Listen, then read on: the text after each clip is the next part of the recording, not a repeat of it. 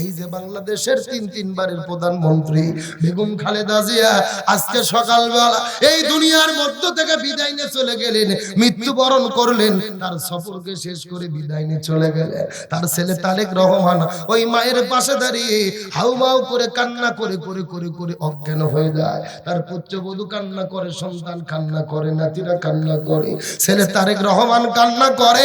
জন্মের কিছুদিন পরেই তার বাবাকে দুনিয়া থেকে বিদায় করে দেওয়া হয়েছে। ছোট্ট বয়সে যেই মায়ের কাছেই লালিত পালিত হয়েছে, কিছুদিন আগে তার ছোট্ট ভাই কোকো বিদায় নিয়ে চলে গেছে। তারেক রহমানের ছিল একটা মাত্র সম্বল মা, ওই মাও দুনিয়ার মধ্য থেকে বিদায় নিয়ে চলে গেল। সুতরাং মা হারানোর কি দুঃখ, কি যন্ত্রণা, কে বেদনা এখন তারেক রহমান বলতে পারবে, আমরা দুনিয়ায় ঘরে বসে বাড়ি থেকে বলতে পারবো না। যারা মা হারাইছে সেই জানে মাও হারানোর, মাও বিয়োগের কি যন্ত্রণা, কি বেদনা। সেই তারেক রহমানের 4 দিন আগে যে চেহারা ছিল, এখন চেহারা চেঞ্জ। 4 দিন আগে যাকে যুবকের মতো মনে হয়েছে, সমাবেশে বক্তব্য দিয়েছে, এখন মনে হচ্ছে বৃদ্ধ হয়ে গেছে। একদিনে কেঁদে কেঁদে চোখটা ডেবে গেছে, গালটা ডেবে গেছে, মনে হচ্ছে বৃদ্ধের ছাপ তার ভেতরে ঢুকে পড়েছে। ছোট্ট বয়সে বাবাকে হারিয়েছে এই মা খালেদা জিয়াই 2 সন্তানকে আগলিয়ে রেখে এতদিন পর্যন্ত বড় করেছে। তার ভাই কোকো বিদায় নিয়েছে তারেক রহমানের, মাও ছাড়া কার কেউ ছিল? আজকে মা খালেদা জিয়াও বিদায় নিয়ে চলে গেলেন, তিনি চির এতিম হয়ে গেলেন। আল্লাহ তাআলা তারেক রহমানকে সবুর করার তৌফিক দিক, বলেন আমিন। আল্লাহ তাআলা খালেদা জিয়ার কবরটাকে জান্নাতের টুকরো বানিয়ে দিক, বলেন আমিন। আল্লাহ তাআলা তার নামটাকে জান্নাতের খাতায় লিপিবদ্ধ করে নিক, বলেন আমিন। আরো জোরে বলেন আমিন। আমার বন্ধুগণ, মুসলমান ভাইরা, গভীর মনোযোগ বুঝতে যাচ্ছিলাম। তাহলে মাও যদি দুনিয়া থেকে বিদায় নিয়ে চলে যায়, আপনাদের মধ্যে যার মা দুনিয়ার মধ্যে নাই, তারাই বুঝতেছেন এই কথার কত মূল্য। দাঁত থাকতে যে এরকম দাঁতের মর্যাদা বোঝা যায় না, বাবা মা বেঁচে থাকতেও কিন্তু তার মর্যাদা বোঝা যায় না। যার বাবা বিদায় নিয়ে চলে গেছে, মা বিদায় নিয়ে চলে গেছে, তারাই জানে বিয়োগের কি ব্যথা, তারাই জানে বিয়োগের কি যন্ত্রণা। তারেক রহমান কাঁদে, খালেদা যে বিদায় নিয়ে চলে গেল, তার লাশটাকে ওই তার স্বামী শহীদ প্রেসিডেন্ট জিয়াউর রহমানের সমাধির পাশে, কবরের পাশেই তাকে কবরস্থ করে রাখা হবে।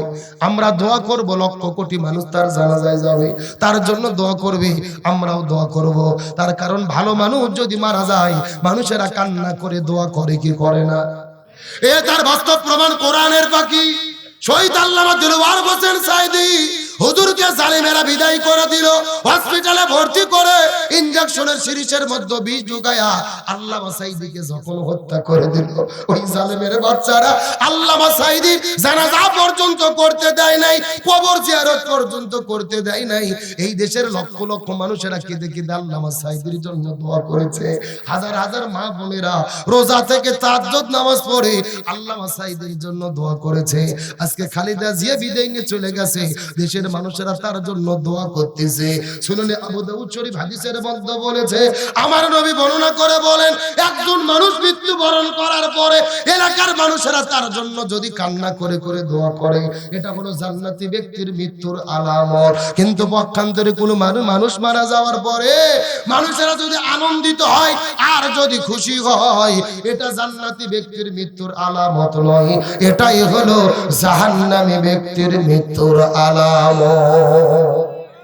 এই জন্য একজন কবি বলেছেন, যেদিন তুমি এসেছিলে ভাবে, কেঁদেছিলে তুমি, হেসেছিলে ভুবন, এমন জীবন তুমি করিবে গঠন, মরণে হাসিবে তুমি, কাঁদিবে ভুবন। এই যে গত 1 সপ্তাহ আমাদের মধ্য থেকে বিদায় নিয়ে চলে গেল, 33 বছর বয়সে আদি নামে ছেলে বিদায় নিয়ে চলে গেল। এমপি ছিল না, মন্ত্রী ছিল না, প্রধানমন্ত্রী ছিল না, রাষ্ট্রপতি ছিল না। তারপরে 15-20 লক্ষ মানুষ তার জানাজার ভেতরে কেঁদে কেঁদে দোয়া করেছে।